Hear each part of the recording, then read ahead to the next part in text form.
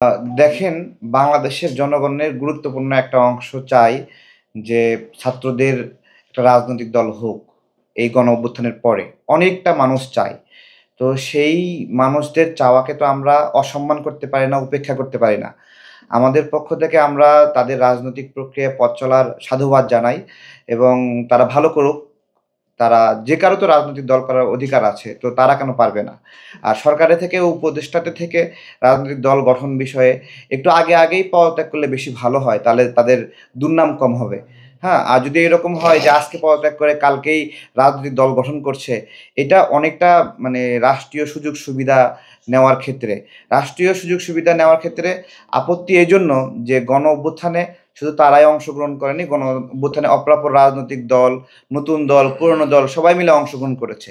তার মধ্যে শুধুমাত্র একটা দল রাষ্ট্রীয় সুযোগ-সুবিধা নিয়ে আপনার হলো তাদের ঐক্য সিস্টেম ডেভেলপ করবে।